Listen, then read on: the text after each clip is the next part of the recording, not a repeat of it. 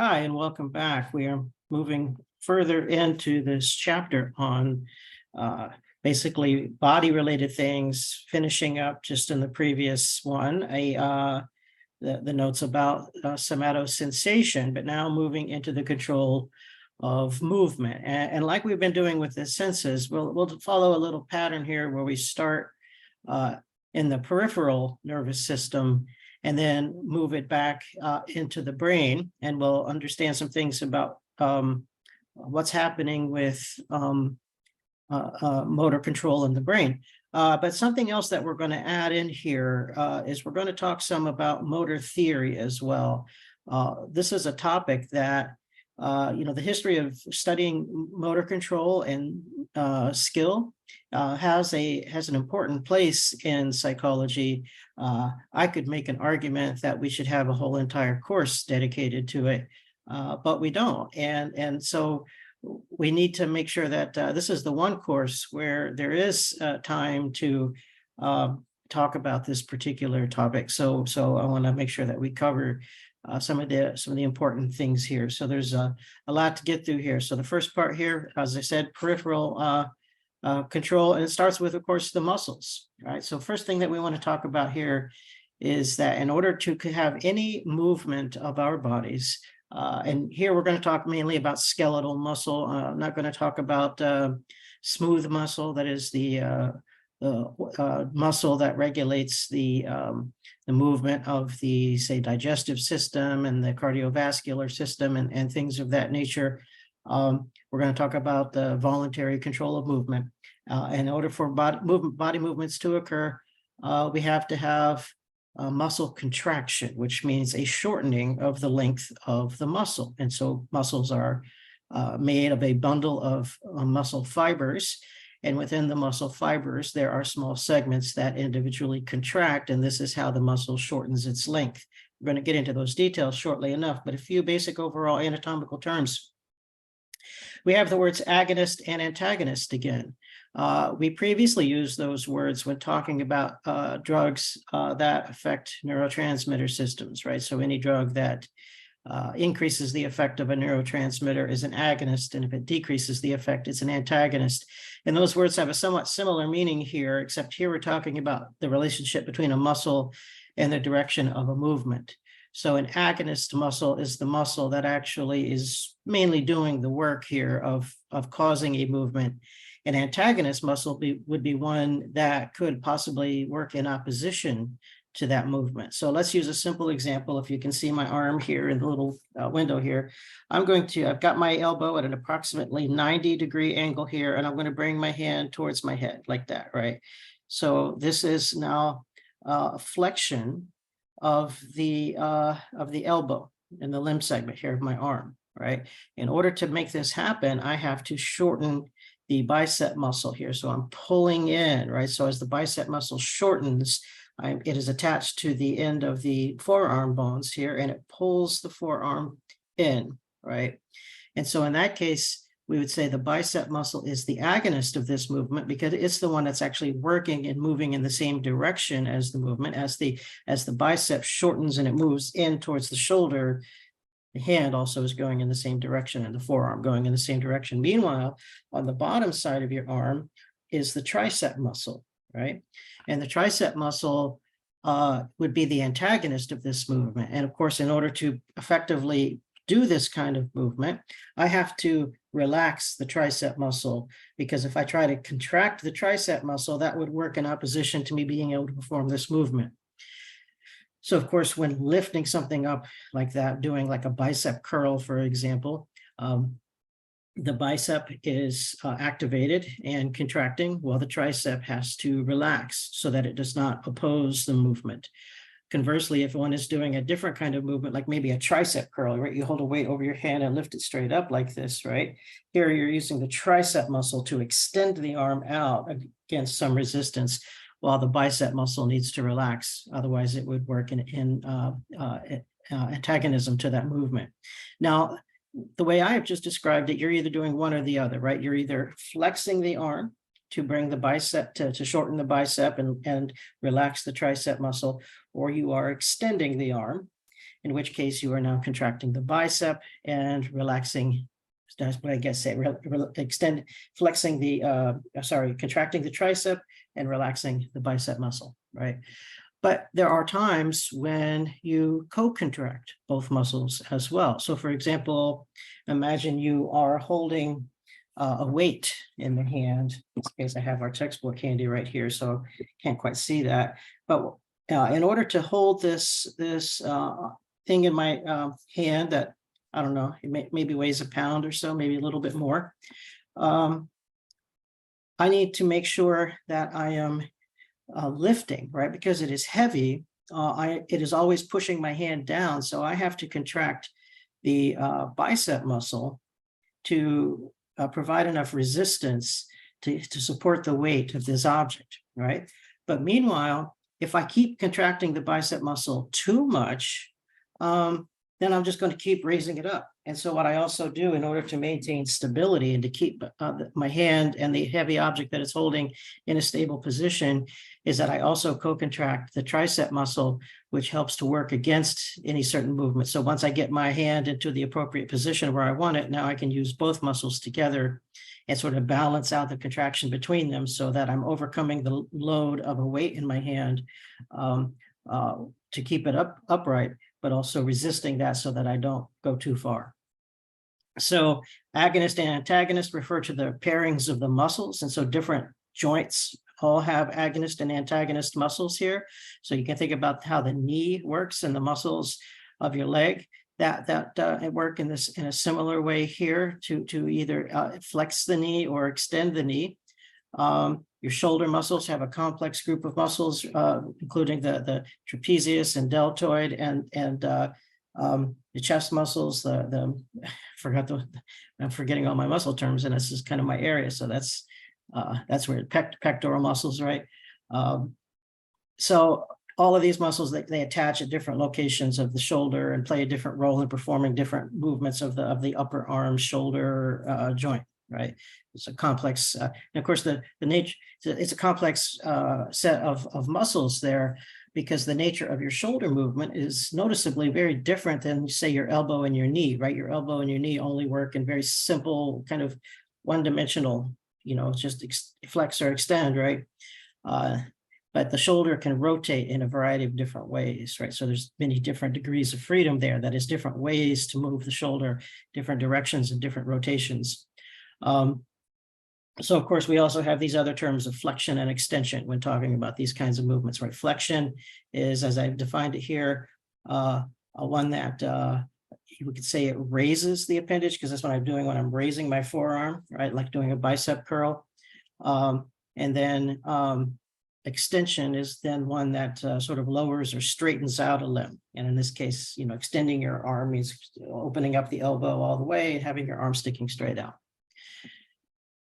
So flexor muscles and extensor muscles are descriptions that describe a specific state of the limb that is achieved by activating that muscle. The word agonist or antagonist can vary, right? A muscle is always either a flexor or an extensor, right? So in the case of the upper arm, biceps are always flexor muscles. The tricep is always an extensor muscle, but whether they are agonist or antagonist depends on whether I'm doing one of those other movements, right? So hopefully that's somewhat clear. Here is a picture that explains some of the same things. So you can see here, one is that looking at the bicep muscle, notice, of course, at the ends of the muscle, there are those, it's kind of in blue there. Those are the tendons, right? And the tendons are how the muscles are attached to bony segments. And in this case, you can see how the bicep is contracted at the head of, is attached at the head of the shoulder, but also to the bones of the forearm. And their contraction of the bicep muscle would raise the forearm up and result in flexion of the arm. Meanwhile, the tricep muscle, if I want to extend the arm, and you can see the tricep muscle, again, is attached both at the shoulder and the muscles of the forearm, but now contraction of the tricep muscle results in extension of the arm. So that's just the simple basics of some biomechanics here. There's certainly a lot more we could get into when talking about how all the muscle groups work and how many different muscle fiber types there are across the body, and how contraction is achieved for different muscle fiber types and how lever arms work in the body, right? But we're not going to get that far into it. But what we will cover next are at the level of the muscles themselves and the muscle fibers and how contraction works. I said earlier that every muscle is composed of a bundle of muscle fibers, and it is these muscle fibers that receive innervation from a motor neuron, right? These motor neurons have their cell body, and dendrites will be found in the spine. And then the axons of these motor neurons then bundle together to form the motor nerve that exits the ventral root of the spine and then travels down into a limb, arm or leg, let's say, and then individually synapse onto different muscle fibers, right? And so then the axon terminals of these motor neuron axons directly synapse onto the muscle fibers, right? So in this case, we might think that these muscle fibers are in a way something of an extension of the nervous system, because they certainly do have receptors that will respond to a neurotransmitter. In this case, the neurotransmitter is called acetylcholine, but we don't call it a synapse necessarily. We instead call it a neuromuscular junction, but the neuromuscular junction is essentially a type of synapse, but it's, of course, the connection between the motor neuron and the muscle fiber, right? So the motor neuron will release acetylcholine, which has its effects on the muscle fiber. Here we see a situation where axon terminal branches branch off and are then innervating different muscle fibers. And so, of course, it is the case, as it says right on this previous slide, if I come back here, any axon of any given motor neuron might innervate many different muscle fibers, right? So that single motor neuron could actually branch out and it's called recruitment, right? The question is how many muscle fibers, if I want to perform a certain movement with my arm or leg, we don't necessarily always use the entire muscle and use every fiber within that muscle, but rather what we do is we recruit some number of muscle fibers to contract and do the work. And the idea is that if I'm lifting a heavier weight and need more strength, I may need to recruit more of those muscle fibers, which means I need to activate more motor neurons.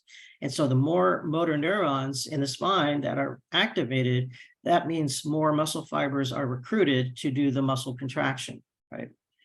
It also notes here, though, that every muscle fiber only gets its input from one axon. So it cannot receive input from multiple different axons, which would be kind of important, right? Because if we think about it here, if you're trying to recruit a muscle fiber, you don't want another neuron to confuse the issue here a little bit and work against what another neuron's trying to do by simultaneously either contracting or even sometimes inhibiting a certain muscle fibers.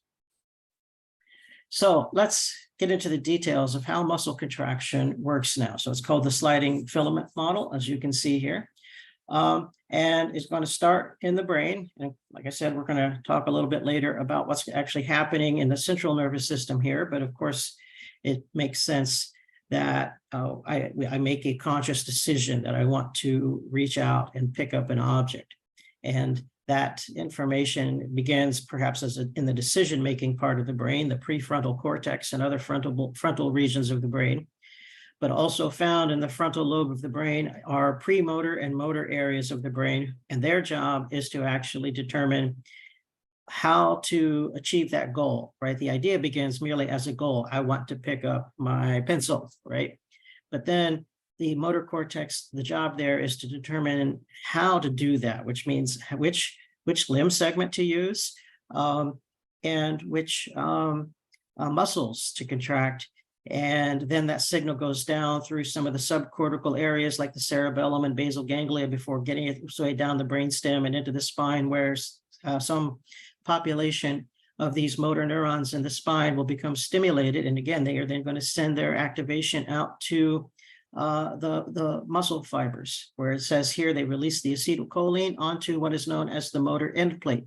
So this is the equivalent, I guess, if you want to think of it that way, as the dendrites on a neuron, right? But instead of dendrites, muscle fibers have these motor end plates, which then triggers these electrical potentials inside muscles themselves. And so, yes, just like neurons, muscle fibers have action potentials, and this can be detected. So just like we have talked about using EEG to detect the electrical potential of neurons in the brain, we can use something called EMG, which stands for electromyography, that can detect muscle contractions, and it detects the electrical signaling within muscle fibers.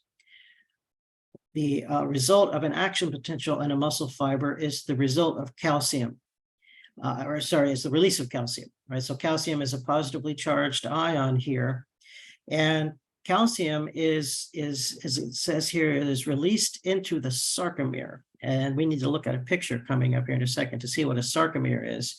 But a sarcomere is essentially a little segment of the muscle fiber that contains protein filaments. And there are many different protein filaments present in the sarcomere, but two of the more important ones are listed here, actin and myosin. Actin and myosin respond to this calcium by shortening, in particular, the myosin filament, right? It actually causes actin and myosin to bind together. And then as the myosin shrinks and contracts, it pulls on the actin as well. And this causes the entire sarcomere, this little segment of the muscle fiber, to shorten itself, right? And this whole process will happen continuously as long as calcium is present in the muscle fibers and in the sarcomeres. So what this means is that as long as we are sending excitatory motor neuron signals from the spine to the muscles, those motor neurons are continuously activating action potentials in the muscles. The muscles are continuously then releasing calcium, and that calcium is triggering the shortening of the sarcomeres within the muscle fibers themselves. So you can see in a way how kind of energetically demanding muscle contraction might be, because that means muscle fibers need to continuously produce calcium during muscle contraction. Now here's our picture here. So at the very top, what we have here is this entire cylindrical thing at the top is a whole muscle fiber that we've sectioned out a little bit here. But one of the things that we can see here is that the muscle fiber itself is really a bundle of even smaller fibers. These are called here myofibrils, right? And that's one single myofibril that has been isolated here and is sticking out from the end of the muscle itself, right? And we see that there's some other metabolic stuff in the muscles like mitochondria and stuff, but we're not really going to worry about that. Let's take a look now. We're going to isolate this single myofibril, and we see that there are these little stripes on the myofibril.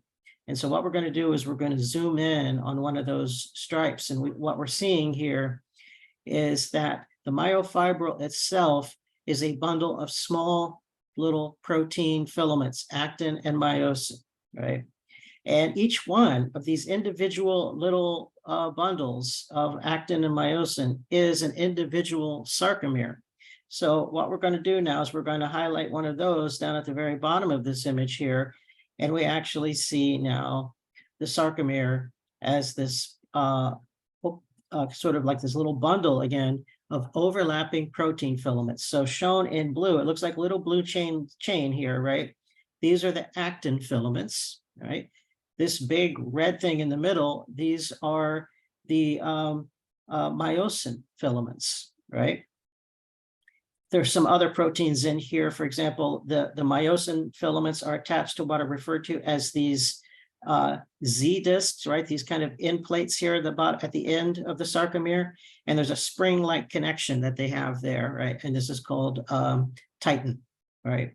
So titin is also part of this as well, right? So titin is how these little springs that connect the ends of the myosin filaments to the disc-like endings of the sarcomere, and then these layers of actin are nested in between them. And so if we remember back on the previous slide, I said that an action potential within the muscle fiber triggers the release of calcium into the sarcomere. And that the calcium causes the actin and the myosin to bind to each other, right? So in this particular drawing, what you're seeing here is that there is in fact a small gap between the actin filament and the myosin filament.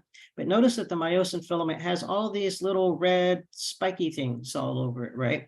So if we let the actin filament kind of come down and collapse and wrap itself around the myosin filament, we could imagine how they might kind of lock into each other, almost like, I hesitate to use this analogy directly, but it's almost like Velcro, right? All the little hooks on Velcro kind of stick into the actin filament like that. And then those two protein filaments are really stuck together. And then, of course, the other thing that happens is the myosin filament itself will begin to contract and shrink towards the middle. What's called the M line here is the middle of the sarcomere. And so the ends of the myosin filament, as it shrinks in like this, it's clearly pulling on those titin filaments that are kind of like those springs attached to the disc at the end. But of course, it's also pulling the actin filament with it. And that, of course, gives it a little bit of extra strength here, is that it's not just pulling on those elastic titin things, but it's also pulling the actin in, right? And the actin is really mostly pulling the weight here of pulling those Z discs together, right? And that's how the individual sarcomere is shortening. But of course, looking back at the picture in the middle of this screen, if we think about multiple sarcomeres all contracting like this all at the same time, then the entire myofibril is contracting. And of course, because the muscle fiber is itself many myofibrils, then as many myofibrils are contracting, the entire muscle fiber contracts. And then, of course, we end up with the entire muscle contracting in the end. Right? This is a close-up view of what happens in the sarcomere. Again, that shows on the top, we're seeing the muscle in its relaxed state. So again, we see in blue the actin filaments here, and in red the myosin filaments with these little hook-like appendages that stick out from it, and it's attached using titin to the Z caps here. And there's a little bit of a gap in what is here referred to as the H zone, because this is a relaxed muscle. But as soon as we allow the calcium to be dumped into the sarcomere, now the myosin begins to contract, and that pulls everything together towards the M line. And we see that the entire sarcomere is a little bit shorter. What this doesn't really show us is it doesn't really show us in this particular drawing the binding of the actin and myosin filaments. And so that might be just a little slightly misleading here, but otherwise I like this picture for how it shows the shortening of the sarcomere there. Okay, that covers the what's happening really in the peripheral side of things. Now, as I said, we want to get back to talk about the move up into the central nervous system to understand how movement control is generated within the brain. And the first thing we really need to start with is we need to start with theories here. We need to understand how do we kind of at a psychological level figure out how to control our movements to achieve a certain degree of movement skill. And think about for a second just how much movement skill you really have. If you are reaching to pick up a reasonably small object, even like my pencil here, for example, which is barely a quarter of an inch in diameter, and I want to grab it with my fingertips and right there with my index finger and thumb using what's called a pincer grasp to just grasp the eraser. And I could do that with a high degree of accuracy and precision. And I'm not even really looking at it right now. I'm actually looking at my computer screen and it's in front of my face, but my eyes are not really at it. But I can still do this quite well, even if I move it somewhere else, right? So I keep moving it around and I'm doing pretty good at that, right? So there's clearly, importantly now, visual information that needs to be worked into the equation here, right? That the control of movement is not something that purely just involves a signal from the brain that says contract these muscles, right? But that needs to be determined in advance which muscles and exactly how to contract those muscles, because the goal of any given movement is to get my hand into a specific position in the spatial environment around me. And that information is achieved by vision. So what we said in the first half of these notes of this chapter, when I talked about the importance of the posterior parietal cortex, to integrate visual information with body information is important for this, because in order to understand where does my hand need to be in order to grab an object like this pencil, that means I need to map out the spatial position of the pencil. I need to map out the spatial position of what my body's position would look like if it was in the same place. And then I need to initiate motor signals that contract the muscles to actually achieve that particular goal. And that's a big, complex engineering feat, technically speaking. This is the same sort of thing if we imagine what happens when people try to design robots that could do this. It's not very easy to make a robot that can do these sorts of things very, very accurately, and as in a way that is so well coordinated as a human can. And especially because when I talk about our skill here is that not only can we solve this problem of figuring out how to make my muscles in my arms and my hands go where I want them to go, but I'm also capable of adapting to perturbations, right? So for example, there's a different amount of muscle contraction involved if I'm reaching to grab this right here in this room where I am, or if I was underwater and I now needed to overcome the resistance of water as it affects the movement of my hand, and there's a different kind of muscle contraction involved here, or if there's a heavy wind blowing, or if I'm hanging upside down and now the effect of gravity on my body is going to be a little bit different and I need to overcome gravity in a slightly different way, or if I'm kind of moving around my upper torso and that introduces some sort of rotational acceleration to my limb segments, which changes the details of the movement, the force involved in the movement, right? That there's a lot of complexity that our bodies are well able to handle, a lot of context and variation that occurs in the course of performing a movement. And of course, sometimes things just move randomly, right? So I'm reaching for something and then it moves and I got to catch it. Maybe not pencils really, but if you're trying to, I don't know, swat a fly and it's kind of flying all around in an unpredictable way, and yet we can quickly react to those movements and accurately swat it away. That suggests, of course, the rapid ability to process visual information, or what we're going to call feedback, right? And so we need to talk about the difference between what we call feedback control of movement versus other kinds of movements, and understand how and why we have these different theories for the generation of movements. The first one is the opposite of feedback. It's called feed forward. And there's a few synonyms here. We can use the term open loop or a ballistic movement to describe what's happening here. But as I have defined it, it's the idea is that these are movements that really don't rely on feedback. So that means I plan the movement in advance and then I initiate that movement, and then it just occurs as it has been planned with no corrections along the way. Now, what I described earlier about trying to swat at flies, for example, that seems to be something that involves corrections, right? That, oh no, situation has changed. I need to modify this movement to adapt to the changing circumstances, right? Some examples of ballistic movements, though, we don't always perform movements in a way that it gives us a chance to correct. So we have various reflexes, for example. So the tendon stretch reflex, when a doctor taps your knee and your knee kicks out, for example, that's a ballistic movement. We don't have any voluntary control over it, and it occurs in the exact same way every time. So there could be any number of reflexive actions, eye blinks, and other kinds of things that we might do that just occur in this very ballistic, top down, if another term to use for this way. Sorry. Pupil dilation, eye movements, saccades, our eyes just jump around from point to point to point, right? And this seems to occur in this very rapid ballistic way. In fact, one thing to say is that anytime we're talking about really fast and rapid movements, those could possibly be considered feed forward or open loop, because processing feedback does take time. And if I'm performing a movement so very, very quickly that I don't have time to correct it, and then it's just going to go as it's going to go. Maybe one example of this might be something like, this is a sports idea here. So maybe if you've ever played baseball, you might understand this, or softball.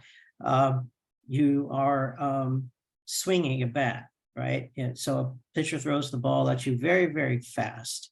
And it's coming at you so fast that if you decide to swing, you may not really have a chance to correct your swing, right? So you start the swing and you might start to think, oh, I really shouldn't be swinging at this pitch because it's not in the strike zone. and you try to check your swing, but sometimes it's too late and we can't really do that. We can't stop the movement. It's just going to go. Or I might realize that, oh, I'm swinging a little too high or a little too low and I'm going to miss. But again, I'm swinging so hard and so fast that I really can't make an adjustment to the swing, and then I just swing through and miss altogether, right? So we might consider those to be examples of ballistic feed-forward open loop movements, as opposed to the closed loop type of feedback movements. But what is the meaning of this feed-forward open loop terminology, right? Well, I also have on the next slide here a picture that shows us maybe how we can visualize why these terms open loop and closed loop are used. So this is a theory, it's a model that is used to explain how we might achieve this kind of control of the body. This is really just a general theory of control systems in general. So this course could be applied to any kind of a system where control is involved, right? A manufacturing system, a robot even, but also the brain body control here. So input would be something like perception. So I see something, and that goes into my controller, which is now my brain and my decision making. And I say, I want to pick that up. And that then sends a control signal to the process, right? And what is the process here? Well, the process is the part of the nervous system that determines how I'm going to perform the movement. So the controller is simply just saying, reach for that object and go pick it up. The process determines, okay, how am I going to achieve that, right? What muscles need to be contracted? What's the timing of the muscle contraction? What joints are involved? How is this all going to work, right? And it solves that engineering problem, as I said, and it then generates output, which is actual movement of the limb segment. And notice that the arrow just continues on, right? It doesn't circle back and close the loop in a way, right? So in this case, an open loop system is one where I just perform the movement and I'm either going to be accurate or I'm not going to be accurate, right? I mean, if I'm swinging the bat in baseball, I'm either going to hit the ball or I'm going to miss the ball. And then that's it, the movement's over and I can like reset and try again, right? So I missed the ball and now it's time to square my stance back up and wait for the pitcher to throw a second ball, right? But in this case, each one of those individual at-bats are individual isolated movements that are all performed in a purely open loop fashion with no feedback control here. Now, on the other hand, at the bottom, a feedback loop or a closed loop system is one where the information obviously circles back so that it can be altered before completion, right? So the idea is that, again, I get some input from perception that says, and that my controller says, I want to do something, generates the control signal, and the process plant says, okay, we're going to figure out how to perform the movement, and then we're going to start performing that movement, but then perception is still online, perception is still active, and so I can now detect any possible deviations from the movement's desired state. Like I'm swinging the bat, but I'm thinking, oh, maybe I need to try to move it down a little bit. Now, in the case of swinging the bat in baseball, like I said, maybe we don't have time. We're doing it's too fast to make a correction. But imagine in the case where I'm trying to pick up an object and I detect for some reason that my hand is not going exactly where I want it to go, right? That maybe there's some degree of error. I'm aiming in the wrong direction as my hand is going towards the pencil, right, that I'm trying to grab. In which case then visual information could possibly be used to detect the error, which then feeds back through this measuring element that says, okay, I'm evaluating the current state of your movement as you're progressing towards the goal, and I have detected a violation, right? So that feeds back into the controller, and the controller tells the process, you need to make a modification. And so we reevaluate and change the nature of the movement as it's still happening, right? So this continuous looping of perceptual feedback obviously takes a little bit of extra time, right? Because there are extra steps in the controlling of a movement. So this could be applied to these slower kinds of more detailed movements. So we might make a case here that we do both of these things, right? That there are times when we have to do very, very fast, rapid, sometimes even involuntary movements that operate in an open loop fashion.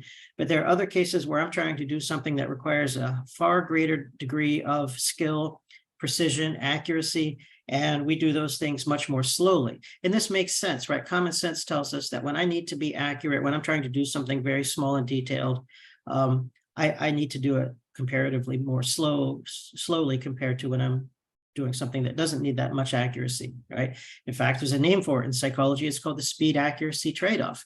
It's one of the very first principles that came to be established in experimental psychology. It dates to 1899.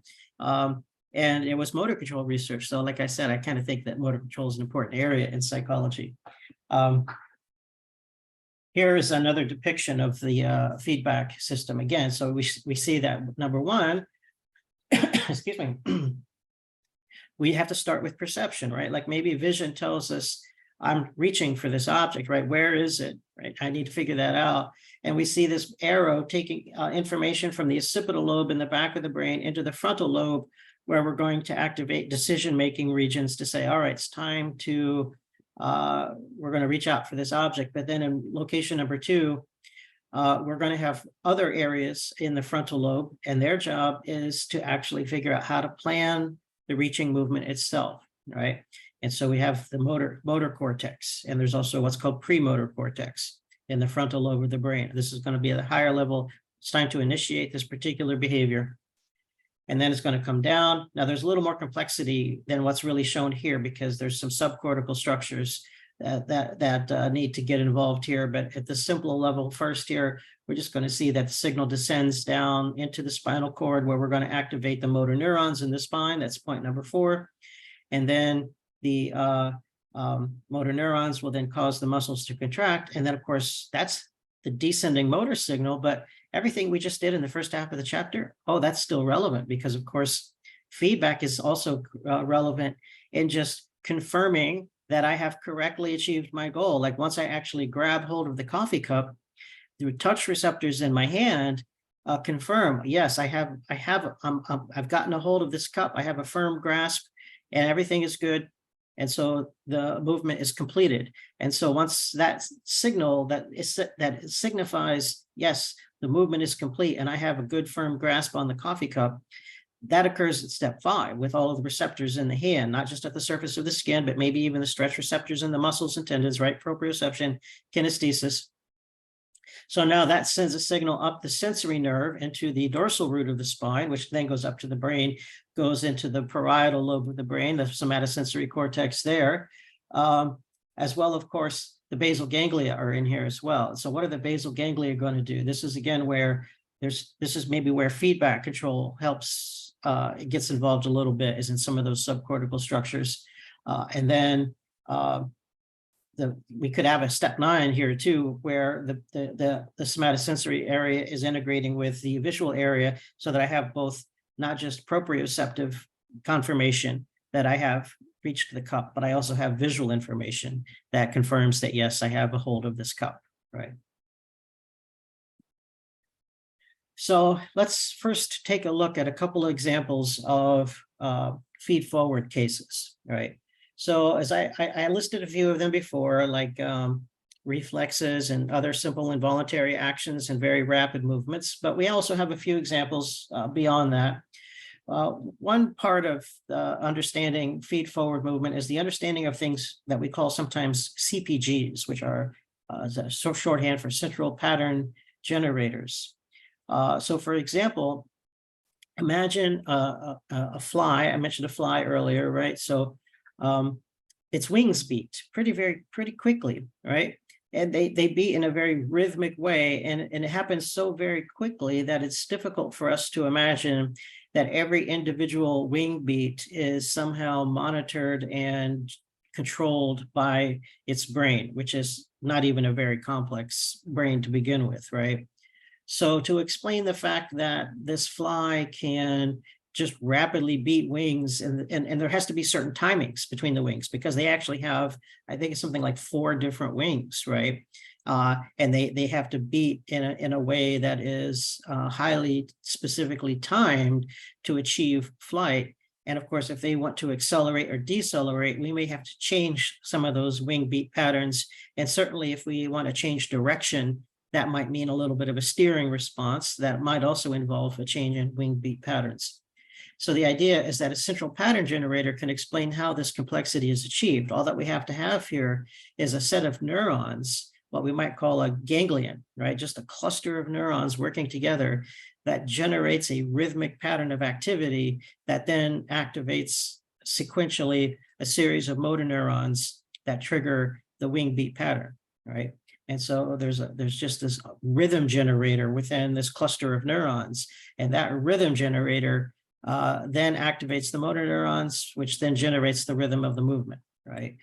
Maybe that's also the case in birds. Maybe it's the case in, if you've ever ridden horses, you might know that there are different horse gaits, right? There's, There's a trot, a rack, gallop, I don't know the rest, right? But there are these different limb segment patterns here, where sometimes the horse's opposite limbs are kind of going anti-phase with each other, and sometimes they move in phase with each other, right? When you get, especially when you get a gallop, for example.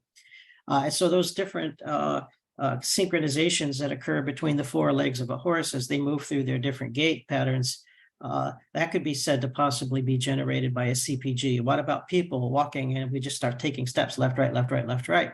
Is there some sort of a CPG in the brainstem or spine that perhaps generates that simple movement of our legs? And there's, of course, maybe some evidence for that. But in addition to that, though, we also do more complex things than simple just repeating series of movements like walking and flapping wings and things of that nature. And this is where we might need to start talking about the creation of what are called motor programs in the brain. So a motor program is basically saying, let's imagine, for example, that I am 4 or 5 years old and I'm learning to throw a baseball, overhead throw of a baseball, right? And one of the things that we might initially do when we're trying to throw the baseball is we're not very coordinated. And I just kind of raise my arm up and kind of do this movement, right? If you can see me in my little window thing here, I'm just kind of using my arm, right? But that doesn't generate a very effective throw, right? What we usually have to be able to do when throwing a baseball correctly is I have to learn how to twist my torso so that I can really get my arm back there. And I also need to learn how to shift my body weight backwards and then step forward with my feet into the throw. And so throwing a baseball effectively requires an entire body movement, right? It's about twisting the torso and shifting my body weight backwards and then forward and stepping into the throw and then getting the timing of the whole arm throw, not just the elbow, right? But the shoulder, elbow, wrist, all working in a sequence. Those are a complex series of muscle contractions that all has to occur in just the right way so that I get all of that working well together. And we could argue here that in the way in which this develops over time is that the brain has to figure out the sequence of muscle contractions involved, right? Like, what do I do first? Do I turn and twist my torso? Do I step back with my plant foot? Do I raise my arm, right? And then I'm going to start stepping forward as I untwist my torso and start flexing shoulder, elbow, wrist, and hand, fingers, right? And then release at the very end, right? All of these things, all of the steps and the timing of all of the muscle contractions involved in all of that would have to be learned over time. And that what is learned is a series of steps that essentially works as what we might call a program. And here we're kind of borrowing from computer science to talk about a computer program, right? It's a series of steps, just like when I'm programming a computer that you're going to say, you're going to do this, then you're going to do this, then you're going to do this.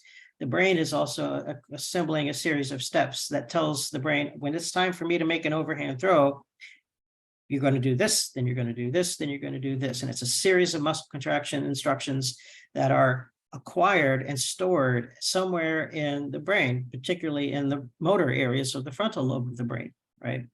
And so now once I have acquired this motor program, I can start performing this movement over and over again with a better degree of accuracy, precision, and execution skill, because I can fine tune this motor program over time and get better at it, right? So this would be considered an example of feed-forward control because of the idea that once I have learned this motor program, that I understand exactly how to perform this movement, to the degree of skill that I am satisfied with, then I can just execute the program and my body follows those instructions, and I don't need to worry about feedback anymore, because the pre-planned movement that we're talking about here, or we might call it a pre-programmed movement, has been fine-tuned with experience, so that we know it's going to go off exactly as desired, right?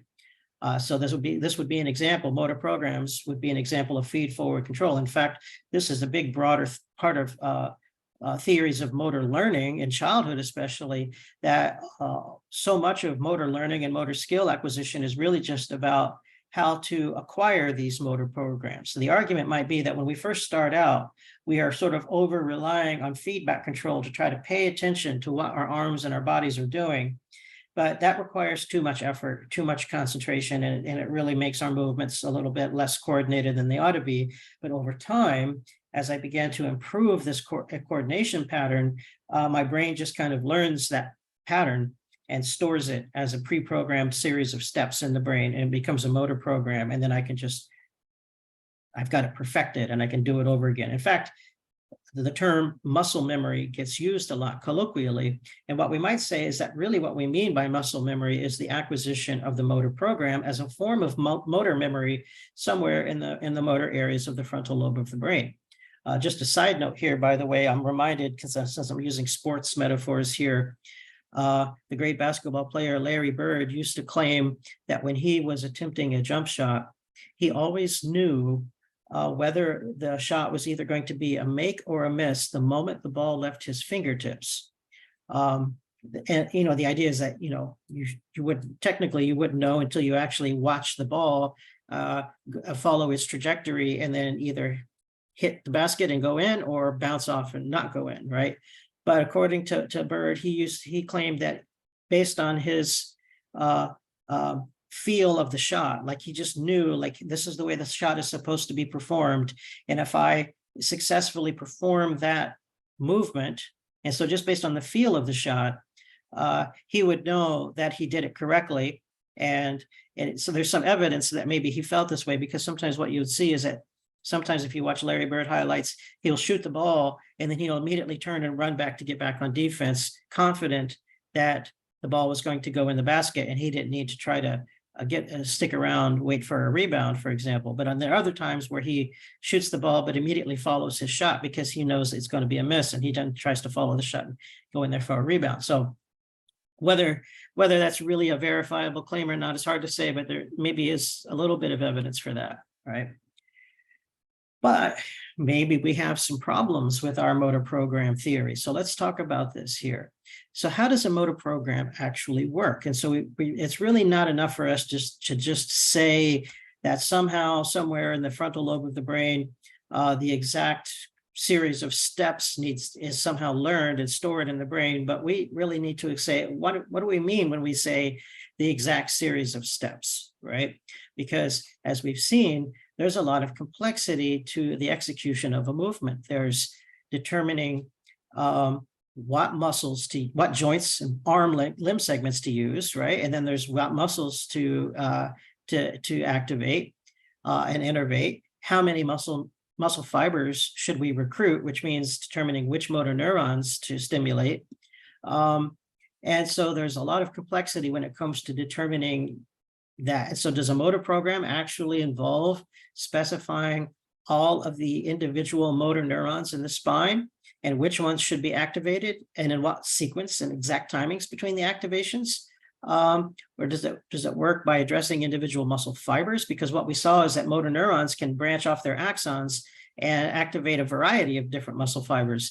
So the mapping from motor neuron to muscle fiber is not exactly one-to-one here. And so maybe the brain is actually trying to specify which muscle fibers need to be activated. But think about how many muscle fibers we have and how many motor neurons are in the spine even, right? That's a massive number, right?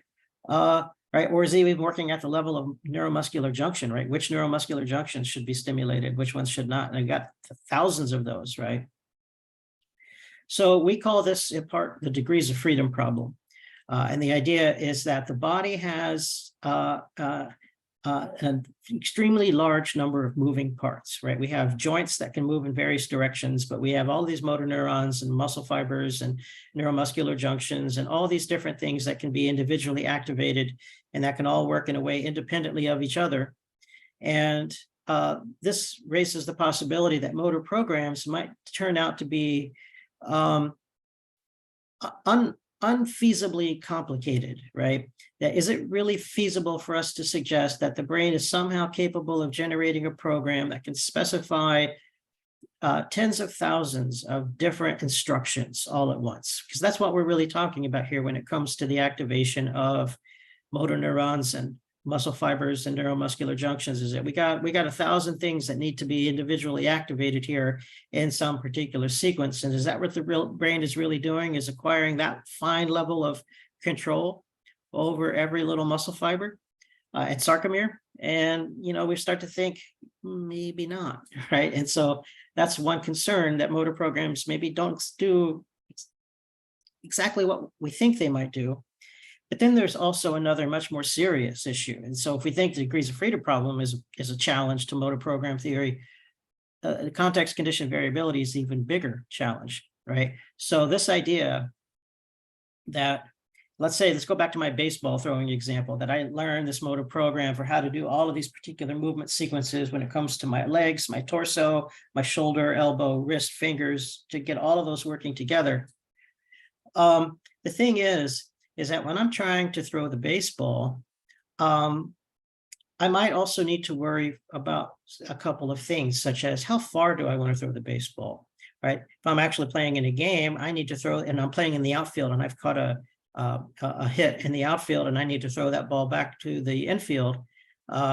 Maybe I need to throw it to a shortstop or second baseman who's cutting off the throw, or maybe I want to try to throw all the way to home base because somebody's rounding the bases trying to score. There's a lot of different distances here. And so what that means is that the motor program that I have doesn't necessarily specify the movement distance. It just specifies the sequence of muscle contractions, but there would be varying amounts of force needed to generate a 10-meter throw versus a 20-meter throw versus a 50-meter throw, or something longer than that even, right? And clearly, that would mean then that it's not just about changing the scaling of the motor program to say, well, let's scale this whole thing up to a harder throw, because as it turns out, some of the relationships between the muscle contractions, like when I shift the legs versus twist the torso, some of those timings and the proportional relationships between them might turn out to be different when it's a very high force, long distance throw than when it's a much shorter, lower velocity throw. So that means I can't just take a single motor program and scale it up and down based off of distance, but maybe now I need completely different motor programs for dealing with short throws, medium throws, and long distance throws. And so now we're starting to get sort of out of hand a little bit here, because now how many different motor programs do I need just for throwing a ball different distances or directions, for example? And that's just one kind of movement. That's not to mention all the other things that we can do, reaching to pick up objects at different distances and directions away from our body, and using our legs for various things besides just walking, and using the CPG for walking. But I can also kick an object with my leg, and I can kick it different distances and directions with some degree of accuracy, and I can kick with my toes. And if you play a lot of soccer, you learn about how to kick with the inside of your foot versus the outside of your foot, and all these other things. And so there, and of course, let's not to mention again, maybe other things like when you're kicking and you're going to run up and kick something. What about the nature of the ground that you're on, right? The ground can sometimes be a little bit slippery. Is it wet? Is it muddy? Right? And we have to wear different shoes that change our traction on the ground. And that's going to change the force characteristics of our legs as we are trying to run up and kick. So what I'm suggesting here as I go through this list under context condition variability is that the relationship between a given nerve signal and motor command going from the brain to the muscles, and then the outcome of that actual movement, is nonlinear and unpredictable, because there's a million context-related variables at work here that are coming from the outside, right? That is, there are things such as your footing on the ground, wind resistance, temperature, again, the task itself, how far, what direction am I trying to perform this movement? Also, for example, the amount of force that we generate when contracting our muscles to throw a ball near or far, we have to require some force generation there at the limb segment. But the amount of force generated also depends on the tension within the muscle. And so this is called the length tension relationship here. And so that the idea is that I want to change the muscle length by a given amount by contracting it. And there's certain tension within the muscle that resists our contraction attempts here. And that relates to how much force is generated. And that also means that the length of the muscle before we start the movement is going to affect how much force were generated. So for example, if my arm is fully extended and my bicep is at its maximum length, the amount of force I can generate with a simple contraction command is different than if my elbow is already rotated a certain amount, and then I apply the same contraction force, I get different muscle force. So in this case, there's a nonlinear relationship there. I had mentioned briefly earlier that there are different kinds of skeletal muscle that have different muscle fiber composition. So that means then that the amount of force generated in the movement will depend on the muscle fiber composition as well.